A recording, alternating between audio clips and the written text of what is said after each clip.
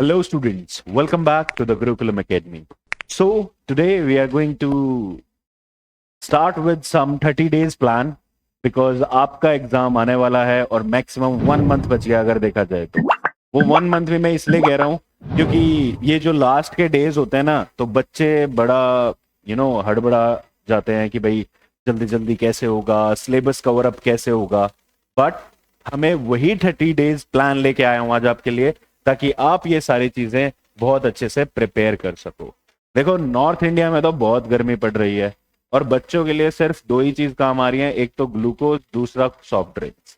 But मैं आपको कहता हूं कि एग्जाम जब होने वाला है तो घर में बैठ के नींबू पानी पीजिए और अपनी टेंशनों को दूर कर दीजिए। अगर आपने 30 डेज प्लान कर लिया तो आपका सब कुछ हो गया, राइट। तो अभी तक जितनी प्रिपरेशन करी है बहुत अच्छी बात है, सबने बहुत अच्छे तरीके से प्रिपेयर करा होगा, आई होप सो। और मैं चाहता हूं कि ये प्रिपरेशन आपकी यूं ही चलती रहे।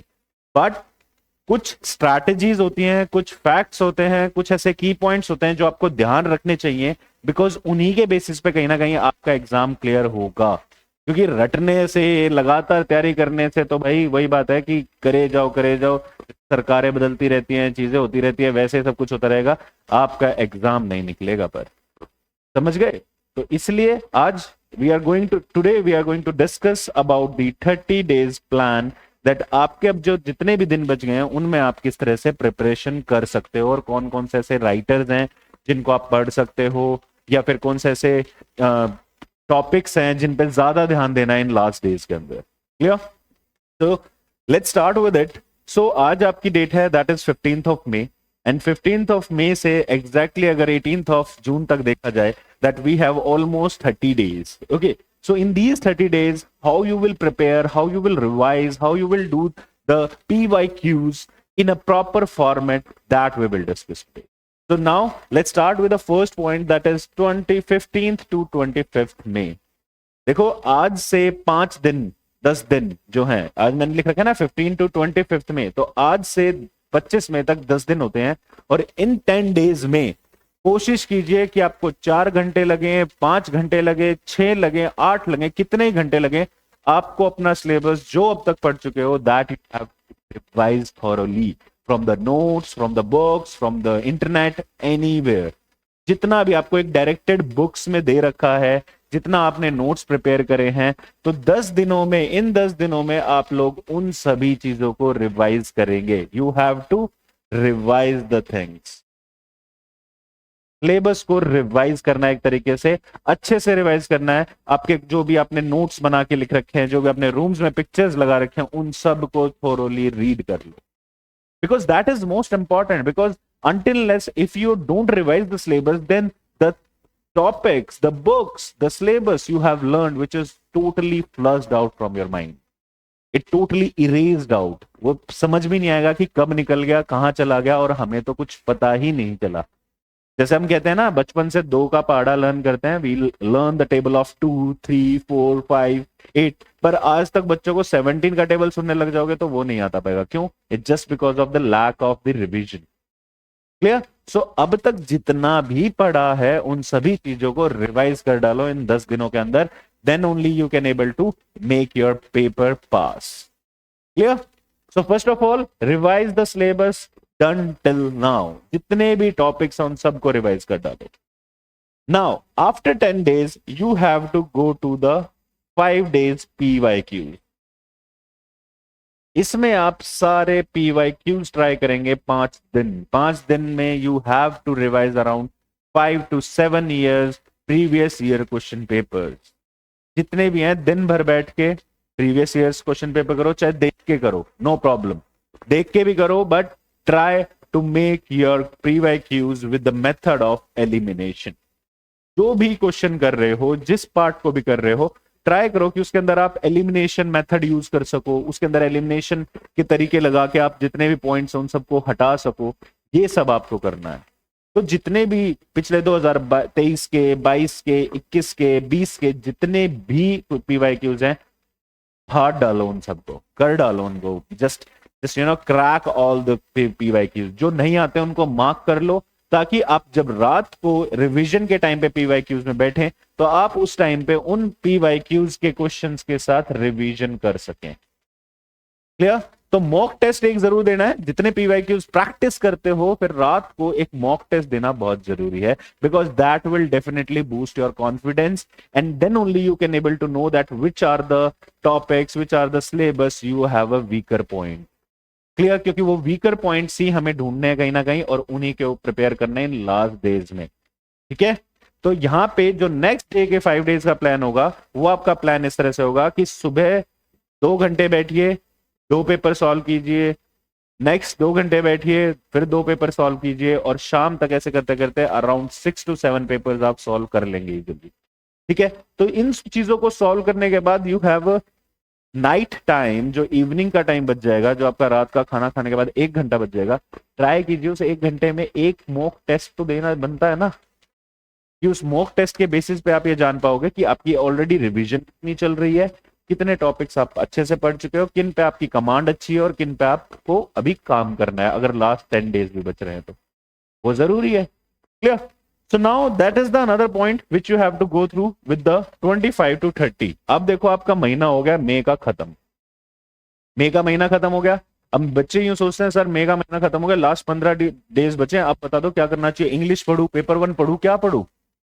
यही कंफ्यूजन आप लोगों की वजह से आप लोग अच्छे से प्रिपेयर नहीं कर पाते, सोचते रहते हैं कि मैं जो पेपर 1 तो लास्ट 2-3 दिन में ही हो जाएगा, क्योंकि बच्चे समझते हैं 50 क्वेश्चन आने इजी है, 5-5 क्वेश्चन तो किसी टॉपिक्स में से आने हैं, तो पर्टिकुलर टॉपिक्स पढ़ लेते हैं, लास्ट 5 डेज में रिवीजन हो जाएगा, 2 डेज में नहीं। ये गलती बिल्कुल मत करना, बिकॉज पेपर 1 की वैल्यू उतनी ही है जितनी आपकी पेपर 2 की है। और मैं आपको एक चीज का कॉन्फिडेंस ही दे रहा हूं आज आपको कि पेपर 1 में आपने 40+ स्कोर कर लिया ना, नेट हो जाएगा। क्यों? क्योंकि देखो हम सारे साल सब्जेक्ट पे ध्यान देते हैं, सारे साल पढ़ते रहते हैं, इवन हमने एमए में भी सब्जेक्ट का रखा है, ग्रेजुएशन में भी वही सब्जेक्ट का रखा है, but what about the in the term of preparing the exam, हम उस टाइम पे शायद सब्जेक्ट नॉलेज को बहुत ज्यादा प्रिपेयर करने की सोचते हैं, क्योंकि हमें पता है कि 100 क्वेश्चन आ रहे हैं, there are around 100 question, and due to which we are have to score more. Okay, due to which we have to score more, because उसी के अंदर हम मार्क्स अगर लाएंगे तभी हमारा पेपर 1 क्लियर होगा। नो, हम पेपर 1 की अगर अच्छे से तैयारी करेंगे तो सब्जेक्ट पे जो आपकी नॉलेज है वो अगर थोड़ी कम भी रह गई तो भी चल जाएगा, बट अगर आपने यहाँ पे पेपर 1 के अंदर 50 में से 40 स्कोर कर लिया, 40 स्कोर कर लिया, तो आपका एग्जाम क्लियर हो जाएगा, कोई नहीं रोक सकता उस एग्जाम को, क्योंकि हमें पता है कि दैट हम अराउंड 100 क्वेश्चंस में मेन सब्जेक्ट में we can easily able to score around 40 questions by hook and crook. But what about the other 60 questions? Because there will be no negative marking. That's why you can easily able to score around 20 to 25 questions in another next 60 questions. Okay, so if you go for the scorecard, then definitely 60 questions will be correct, or 50 questions will be correct. That will be around of 100 marks. And in the paper 1, if you will score around 40 questions, then definitely they will count as 80 marks. Then 180 will be a good percentile or good percentage to clear the exam. Clear? So ये चीजें आपको last जो 5 days में आपको बता रहा हूं, that यहाँ पे आपको जो ये पेपर 1 की अगर मैंने जैसे बात की थी, दैट पेपर 1 के अंदर 40 आउट ऑफ 50 अगर जो बच्चा ले आता है तो उसका डेफिनेटली नेट हो जाता है, और 45 के अराउंड कोई ले आता है तो उसका तो जेआरएफ हो जाता है। ये मैं इसलिए नहीं कह रहा कि बच्चे अगर सोचते हो कि सर मैं तो पेपर 1 में 45 लिया है पर इंग्लिश में मेन सब्जेक्ट में या पेपर में तो मेरे तो 30 क्वेश्चन भी ठीक हुए, तो ये तो मिस्टेक आपकी है ना। मैं यूं नहीं कह रहा कि जादू हो जाएगा, अगर 40 क्वेश्चन यहाँ ठीक हुए तो 30 क्वेश्चन वहां से करे और सोच रहे हो स्कोर हो जाए और फिर उसके बाद कुछ जादू हो जाएगा, और सर ने तो कहा था पेपर 1 में इतने लगा दो paper clear. No my dear, you have to focus on paper 2 also, but in easy manner, क्योंकि वो आपने बहुत सालों से पढ़ा है, तो बाय चांस कोई क्वेश्चन स्किप भी हो जाता है तो उसका भी आप गेस, मतलब कहीं ना कहीं जो तुक्का लगाना होता है, जो एक चांस लेने की बात होती है, वो आप वहां पे इजीली कर सकते हो रादर देन पेपर 1। पेपर 1 में आप गेस नहीं कर सकते, क्योंकि गेस करोगे तो कहीं ना कहीं वो उनके चांसेस जो होंगे वो गलत होने के बहुत ज्यादा होंगे। क्लियर? सो नाउ तो ये आपको मैंने बताया कि लाइक रिवाइज करो सिलेबस को, पीवाइज क्यूज करो, ये मेन सब्जेक्ट का बताया मैंने। This is about the main subject. Clear? Main subject के बारे में बताया कि आप अगर मेन सब्जेक्ट की प्रिपरेशन कर रहे हो तो आपको अब से जो एग्जैक्टली 10 दिन है उसके अंदर आपको मेन सब्जेक्ट के बारे में रिवीजन कर डालनी है। Is that clear? तो ये पैटर्न समझ आ रहा है कि दैट 10 दिन तक रिविजन्स कर लो, जितना भी आता है, जितना भी आता है, चाहे मैं कहता हूँ 40% सिलेबस आता है उसको भी रिवाइज कर डालो अभी, और 5 दिन बैठ के पीवाईक्यू सॉल्व करो। गारंटी देता हूं जितना कॉन्फिडेंस अभी है ना उससे डबल ही होगा। हाँ, स्टार्टिंग में आपको ये जरूर गुस्सा आएगा कि पीवाईक्यू सॉल्व नहीं हो रहे सर हमसे, पता नहीं लग रहा कि सर ये क्वेश्चन हमने कहाँ पढ़ा था, क्यों पढ़ा था, किस लिए आ रहा है, बट इन चीजों पे ध्यान नहीं देना। ध्यान देना है कि जो पीवाईक्यू आ रहा है उसको करो, जो नहीं आ रहा है उसका लर्न करो, उसको उसके अंदर 3 पॉइंट्स है, तीनों को रिवाइज करो। ठीक है। अगर इंग्लिश की बात करूं तो इंग्लिश लिटरेचर में आप पोस्ट मॉडर्न राइटर्स पे बहुत ज्यादा ध्यान देंगे, थिएटर्स पे बहुत ज्यादा ध्यान, just like theatre of absurd किसने दिया है, एल्बर्ट कामू ने यूज किया था, बट दिया किसने था, who is the main person. Okay, so myth of Sisyphus कहां से आया, थिएटर ऑफ क्रुएलिटी क्या होता है, एपिक थिएटर क्या होता है, थिएटर्स पे वर्क करो, नए पोस्ट मॉडर्न राइटर्स पे वर्क करो, सलमान रश्दी पे वर्क करो। ठीक है। आपके और भी है, जैसे मार्गरेट एडवुड हैं कैनेडियन राइटर, उन पे वर्क करो। ये जितने भी पोस्ट मॉडर्न राइटर्स है, गोल्डिंग हो गया, मार्टिन एस्लिन हो गया, बर्टोल्ड ब्रेच हो गया, इन राइटर्स पे आपको जरूर फोकस करना है। If you want to write down, you can write down the some of the important writers in English literature. I am going to give you an list about it. Okay, अगर list की बात करूंगा तो write down some of the important writers there.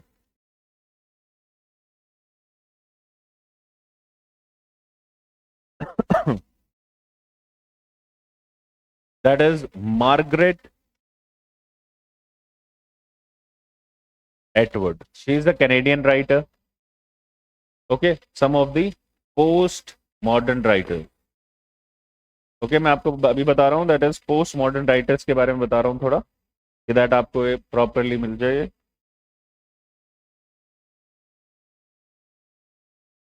Post modern writer, clear? या अगर यहाँ पे हम बात करेंगे तो first is that is your Margaret Edward, जो काफी फेमस है, आज भी शी इज प्रेजेंट है, आज भी है, और ब्रुकर प्राइज भी इन्हें अभी 2019 में कंबाइन में मिला था with Evelyn Evangeline Margo, something like that, that's the name. और उनको बुकर प्राइज जो मिला था that is combined Booker Prize, तो that's why she is famous. Okay, so just learn that name. Margaret Atwood is the main writer. Next is Bertolt Brecht.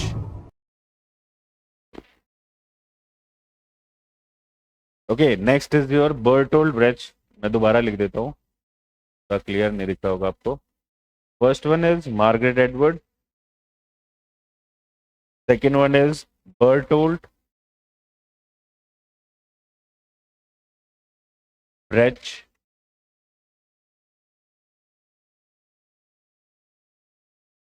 Clear? Bertolt breach आपके epic theatre से related है। Next, Joseph हेलर। इनका आपको पता है बहुत famous work है catch 22। ठीक है, वो आपको रिवाइज करना है, इन राइटर्स पे मेन ध्यान देना है। Next is Salman Rushdie. ये आपके इंडियन राइटर हैं, प्लस डायस्पोरिक राइटर हैं, प्लस आपके ब्रिटिश राइटर भी हैं। ठीक है, तो इस चीज पे ध्यान देना है, that is Salman Rushdie. Next, Harold Pinter, just like आपका थिएटर ऑफ एब्सर्ड। ओके, इनका फेमस वर्क है that is birthday party. Harold Pinter you have to revise. Next, Christopher Fry.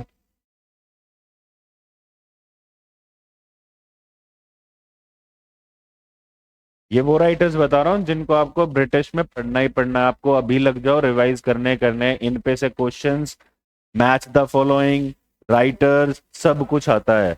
ये चाहे ब्रिटिश के उठा लो, अमेरिकन के उठा लो, चाहे आप कैरिबियन राइटर्स में उठा लो, चिनुआ अचेबे करके आप उठा लो, साउथ अफ्रीकन राइटर्स में, तो everything is important here, every work is important, just like हम इंडियन राइटर्स में भी करते हैं। तो Salman Rushdie is a very important writer, चाहे शेम की बात हो, चाहे मिडनाइट चिल्ड्रन की बात हो, ये सब वर्क इंपॉर्टेंट है। मैजिक रियलिज्म क्या होता है, what is the use of magic realism in the work of midnight children, ये सब चीजें आपको पता होनी चाहिए। Clear? So these are the basic works जो आपको यू हैव टू राइटर्स, ये ऐसा नहीं कह रहा कि यही इंपॉर्टेंट वर्ड राइटर्स हैं, इनके अलावा भी और बहुत सारे हैं. Just like if you want to write down some more, like seventh writer, write down Philip Larkin. Philip Larkin. इन राइटर्स को जरूर पढ़ लो, गारंटी देता हूँ 7 to 8 क्वेश्चन जरूर पास आराम से कर लोगे. Okay, next John Fowles. इनका कौन सा वर्क फेमस है? That is French lieutenant women, which is a very famous work, where French lieutenant women. Okay, next Samuel Beckett. Samuel Beckett भी एब्सर्ड थिएटर से हैं और इनका फेमस वर्क कौन सा है? कौन सा फेमस वर्क है? दैट इज, बताओ आप लोग कमेंट में बताएंगे या मैं बताऊं? आप लोग कमेंट में बताएंगे. सैमुअल बेकेट का बहुत फेमस वर्क है थिएटर ऑफ एब्सर्ड को लेकर, that you have to go through. Please comment down. Okay, now next writer is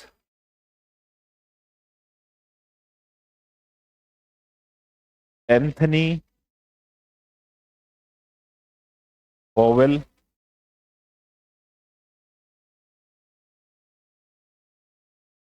and another is Graham Greene. Graham Greene. And the last one is Evelyn Waugh. ठीक है, Evelyn वॉग. थोड़ी writing खराब है but I guess you are able to write down, otherwise ये list भी मैं आपकी caption में डाल दूंगा कि that which are the most important writers. But Philip Larkin, John Fowles, Samuel Beckett, और इसके अलावा जैसे मैंने आपको बताया that Margaret Atwood, Bertolt Brecht, Joseph Heller, Salman Rushdie. तो इनके अगर मैं जैसे एक एक वर्क बता रहा हूँ, सलमान रश्दी का जैसे मैंने आपको बताया, बर्टोल्ड ब्रेcht का मैंने जैसे एपिक थिएटर से रिलेटेड थे, मार्गरेट एटवुड हैं जैसे हैंडमेड्स टेल है. ये जरूरी नहीं है आप इन लिस्ट को रेडी करो या कुछ और, इनके सारे वर्क्स पढ़ने हैं, कुछ छोड़ना नहीं है. यहाँ पे छोड़ दोगे तो आपको प्रॉब्लम आएगी. तो you have to deal with each and every topic. Clear? तो ये सब आपको चीजें याद रखनी है. Now come again to the plan of paper 1. अब 1 जून आ गई है, तो 1 जून से क्या करना है? Let's start with it. 1st of June to 7th of June, इसमें क्या करना है? इस 7 दिनों के अंदर पेपर 1 को खा जाओ बुरी तरीके से. टॉपिक्स, रिसर्च बहुत अच्छे से फोकस करना है. सेकंड, टीचिंग बहुत अच्छे से फोकस करना है. थर्ड, कम्युनिकेशन, इसको भी बहुत अच्छे से पढ़ना है. अगर टॉपिक्स की बात करूं इन तीनों में से, ये तीनों तो आपके हैं थ्योरी बेस्ड टॉपिक्स बेसिकली. अगर रिसर्च की बात करूं तो आपको ध्यान देना है टाइप्स ऑफ रिसर्च पर. टाइप्स ऑफ रिसर्च आपको पता होना चाहिए. What is basically sampling, what are the 2 types of, like sampling तो हम करते हैं जब हमारे पास डाटा हो, तो डाटा होने के बाद सैम्पलिंग की जाती है. बट डाटा भी तो किस तरीके से, probability, there are 2-3 types of getting the data. हम डाटा कलेक्ट करते हैं जो, तो हमें क्या क्या जरूरत पड़ती है, लाइक प्रोबेबिलिटी हम लगाते हैं, नॉन प्रोबेबिलिटी है, प्राइमरी डाटा हम यूज करते हैं, सेकेंडरी डाटा हम यूज करते हैं, कितने टाइप्स के डाटा आते हैं, वो सब टॉपिक्स. रिसर्च एथिक्स क्या होता है, हाइपोथेसिस क्या होता है, ये टॉपिक्स ध्यान रख लो.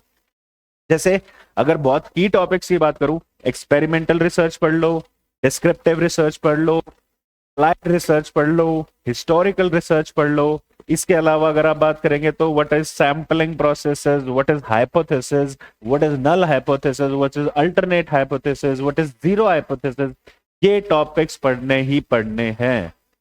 ठीक है? तो रिसर्च में ये 5 क्वेश्चन इन्हीं पे से आना और कहीं नहीं जाओगे आप. क्लियर?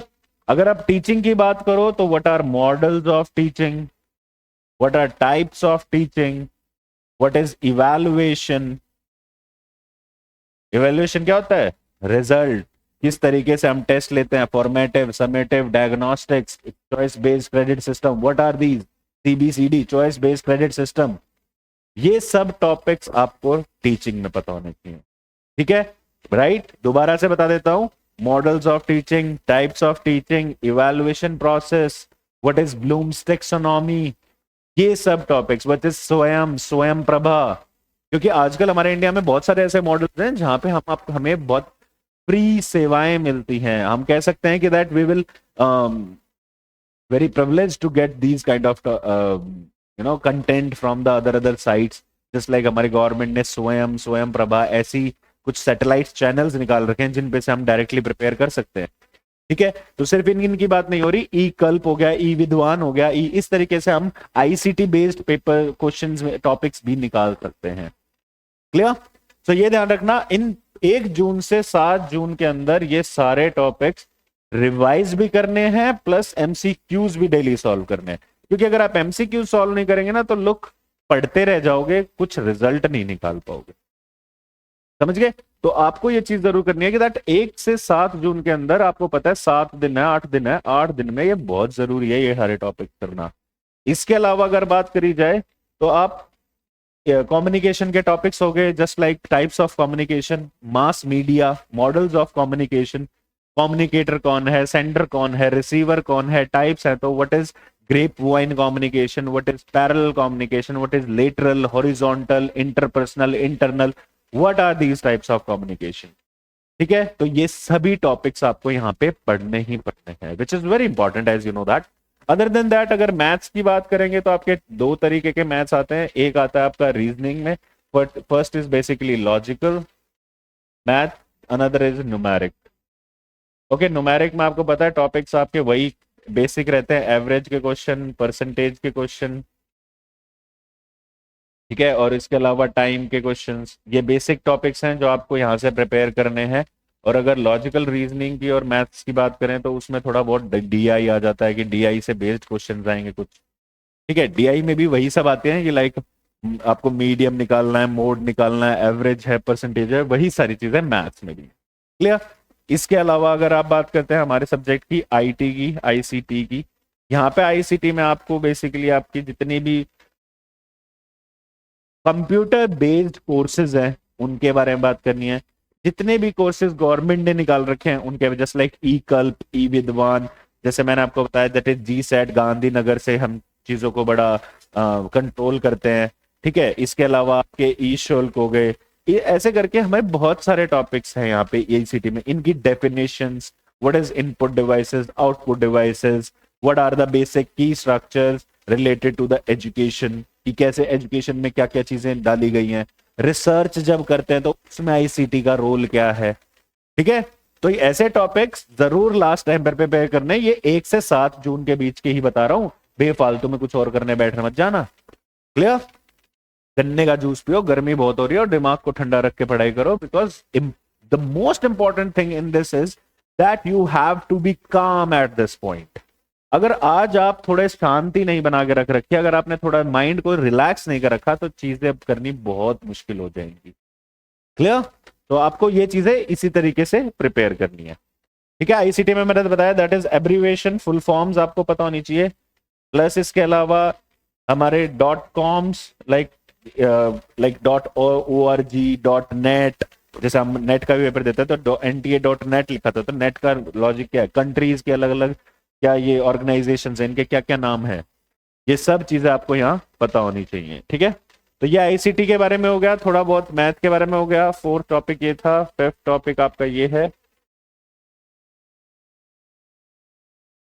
4th टॉपिक आपका ये, 5th टॉपिक ये है, 6th इज आईसीटी, जिसके अंदर आपको एब्रीवेशंस और अलग अलग तरीके के मैंने आपको बताया सैटेलाइट्स बेस्ड कम्युनिकेशंस, और वो सब आपको पढ़नी है।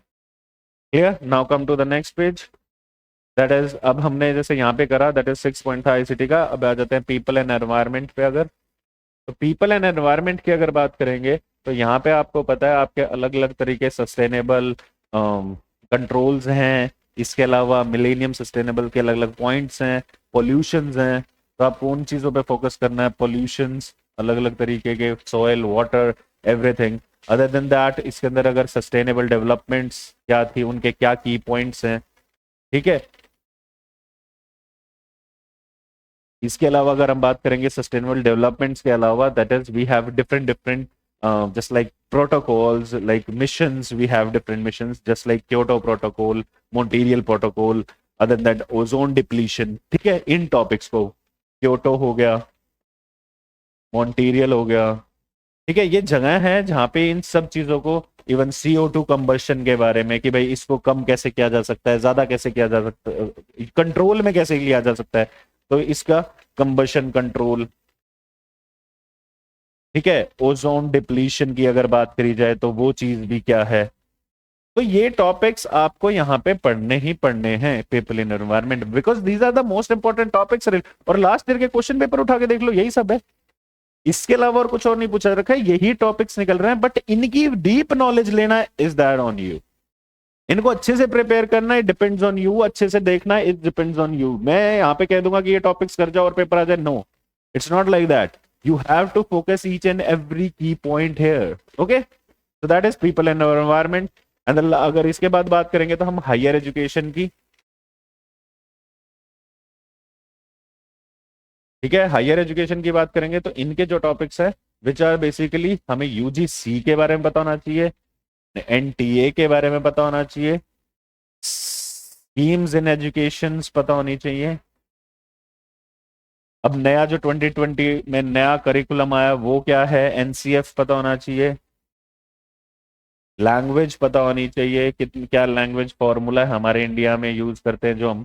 ठीक है, तो UGC schemes in education, NCF national curriculum framework 2020 में क्या चेंज हुआ है, नया ऐसी नई कौन कौन सी स्कीम्स आ रही हैं जो गवर्नमेंट अप्लाई कर रही है, ये सारी चीजें यहाँ आपको फोकस करनी है इन द हायर एजुकेशन। तो देखो, यूं आज मैं आपको थोड़े थोड़े थोड़े पॉइंट्स बता रहा हूँ हर चीज के, क्योंकि just because it will make you little, like gives you little help in preparing in the last days, or you can able to point out some of the important topics so that आप उन पे ज्यादा focus करें, क्योंकि last में यही सब ज्यादा इंपॉर्टेंट है। ठीक, सो ये आपके सारे टॉपिक्स हैं जितने, चाहे कम्युनिकेशन की बात हो, रिसर्च की बात हो, टीचिंग की बात हो, चाहे आपके पीपल एनवायरनमेंट की, मैथ्स की, डिजिटल की, ICT की, ये सब आपको पढ़ने ही पढ़ने हैं। And the last topic is that is reasoning. Reasoning बच्चों, एक तो चीज बता देता हूँ, रीजनिंग एक ऐसा टॉपिक है जो सबसे ज्यादा स्कोरिंग होता है।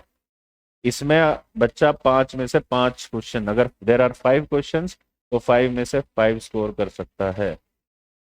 ठीक है, 5 क्वेश्चन हैं, सबसे ज्यादा स्कोरिंग होता है। हम्म, बहुत आसान होता है। तो इसके अंदर आप एक तो इंडियन लॉजिक को अच्छे से पढ़ के जाएंगे। What is the points, that is first is Indian logic. ठीक है, दूसरी बात करेंगे तो देर आर रीजनिंग के आपका आ जाता है, जैसे आपको क्वेश्चन जो फाइन जरूर बता रहा हूं, that is alphabet series, blood relations, and other than that direction. ये 3 क्वेश्चन तो मान के चलो आपके 100% पेपर में आने हैं। डायरेक्शन, अल्फाबेट, ब्लड रिलेशन, और बहुत ज्यादा इंपॉर्टेंट एक और है, that is square of opposition. Square of opposition,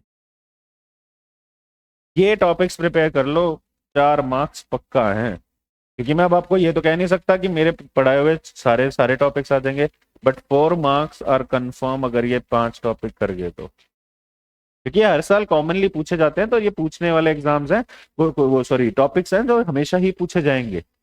ठीक है, तो आपको इनको जरूर प्रिपेयर करना है। These are the reasoning. और इंडियन लॉजिक इसलिए पढ़ना है क्योंकि इंडियन लॉजिक पिछले कुछ 2-3 सालों से ऐड हुआ है, तो they will definitely give you some of the like 5, अगर 5 क्वेश्चन आ रहे हैं तो डेफिनेटली 2 क्वेश्चन तो आपके इंडियन लॉजिक पे मिलेंगे ही मिलेंगे।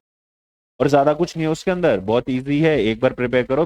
10 to 15 पॉइंट्स हैं, उनको बस अच्छे से रट लो या उनको समझ लो तो बहुत अच्छा है, और वो क्लियर हो जाएंगे। बहुत इजी क्वेश्चन आते हैं। क्लियर, सो ये आपका पेपर 1 का पूरा एक प्लान है जो 1 तारीख से लेके जून 1 तारीख से लेके आपको लास्ट तक करना है। जब मैं पहले पेज की बात बता रहा था तो आपको यहाँ पे पता है 1 से 7 जून तक आप पेपर 1 कर लोगे। और जो ये 2 दिन है 7 से 10, अगर आप इन 2 दिनों की बात करोगे जो इसके बाद हम कर रहे हैं, तो अगर आप लास्ट 7 to 10 जून की बात करेंगे तो इसमें मैं आपको कहता हूं कि please go through some of the current affair. क्योंकि देखो इलेक्शन आ रहे हैं, सब कुछ होने वाला है, तो current affairs which is based on politics, science, और any new scheme, by government. इनको प्लीज पढ़ लें, एक क्वेश्चन इनमें से दो क्वेश्चन पक्का आ जाते हैं किसी भी टॉपिक में से। Politics based current affairs, science based current affairs और न्यूज स्कीम्स, इसमें आप हेल्प ले सकते हो। You can easily go with the YouTube channel, there are different different YouTube channel for the current affairs जो लेटेस्ट है इन लास्ट 6 मंथ्स के, जनवरी फरवरी, इनके पढ़ने बहुत जरूरी है। 2 दिन इन पे लगाना और माइंड को फ्रेश कर लेना कि नई चीज है, नया चीज पढ़ने का, क्योंकि एक क्वेश्चन कहीं ना कहीं एक्सपेक्टेड होता है में जो करंट अफेयर्स में से आ जाता है। क्लियर? सो ये आपका है 10 जून आ चुकी है और 10 जून तक मेरे ख्याल से अब तक आपका दिमाग काम करना बंद कर चुका है इतनी सारी चीजें करने के बाद। अब बचते हैं आपके पास, you will have now 7 days और 8 days to revise the things और to just go through the things. अब आपको 10 जून तक ये पता लग जाएगा कि कौन से क्वेश्चंस, कौन से एमसीक्यू मैं सॉल्व कर पा रही हूँ या कर पा रहा हूं, या कितनी चीजें मुझे आती हैं या कितनी चीजें मैं अभी सॉल्व करने के लिए प्रिपेयर्ड नहीं हूं और कितना मुझे और पढ़ना है। तो ये टॉपिक्स वही टॉपिक्स हैं जो आपको अच्छे से प्रिपेयर करने हैं, जो मैंने आज आपको बताया है लास्ट 7 days में। क्लियर? अब जो 10 तारीख से लेके 18 तारीख तक का दिन है, that next is 10th June to 18th June. भाई 17 और 18 को तो 17th, 16th, 17th और 18th को, इस दिन तो करनी है आपको ऐश, enjoy. You have to enjoy, you have to like do not study, कुछ नहीं पढ़ना, कुछ याद रहता है नहीं रहता है कुछ मत रिवाइज करो, बस go and eat properly, take your sleep properly, 8 घंटे या 10 घंटे की नींद लो, ताकि जिस दिन एग्जाम में जाओ उस दिन आप काफी फ्रेश माइंड से जाओ।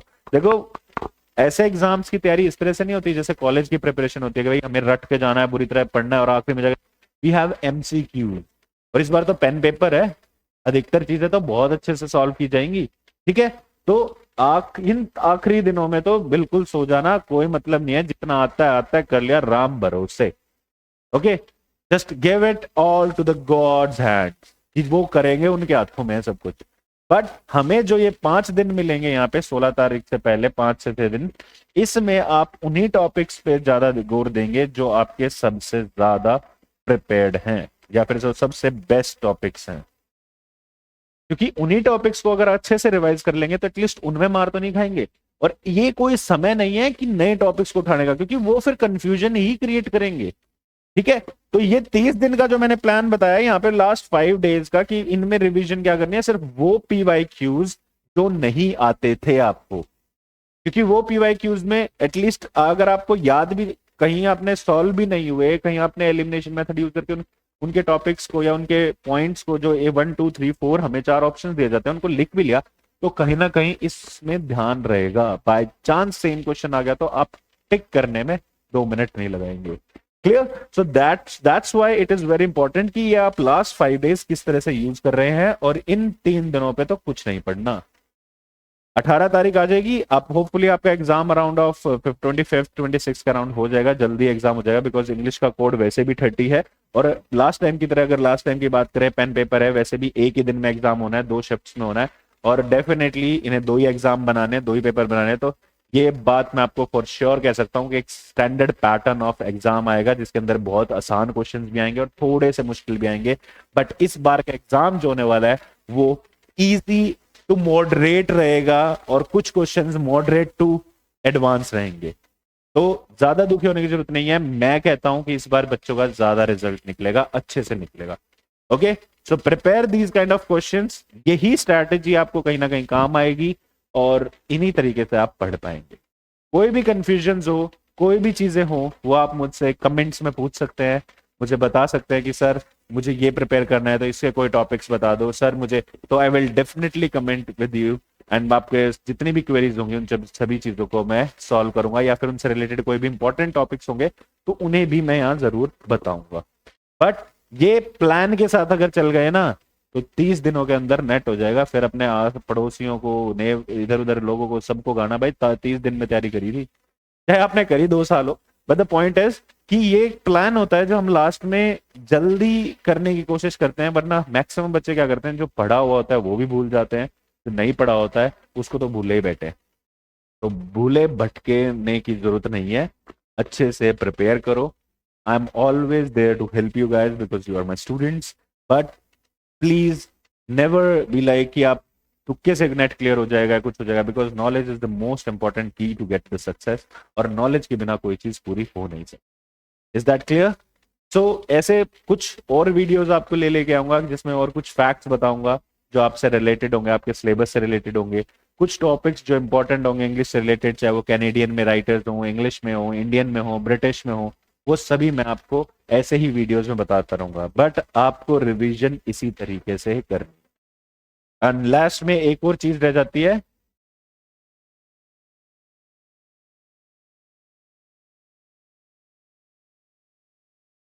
All the best. क्योंकि यही है जो एट लास्ट आपको सबसे ज्यादा जरूरत पड़ने वाली है, that is wishes. Wishes is the most important. तो all the very best for your preparations, for your revisions, for everything. कोई भी ऐसी कंफ्यूजन होती है जो आपको आप नहीं कर पाते हैं या फिर आपको कोई प्रॉब्लम आती है किसी टॉपिक्स में, तो आप डायरेक्टली क्वेश्चन कर सकते हैं, कमेंट कर सकते हैं, पिन कर सकते हैं. I will definitely reply. Okay. और एक क्वेश्चन पूरी वीडियो मैंने आपसे जरूर पूछा था कि सैमुअल बेकेट का ऐसा कौन सा वर्क है जो थिएटर ऑफ एब्सर्ड से रिलेटेड है. Please comment me in down. Okay. Otherwise next video में आपको जरूर बताऊंगा.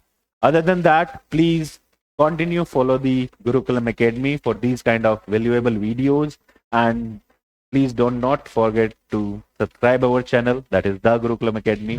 और घंटी भी बजा दिया करो, आपकी नोटिफिकेशन ऐसे जल्दी आती रहेंगी, रोज ऐसी वीडियोस बनती रहेंगी. Take care everyone.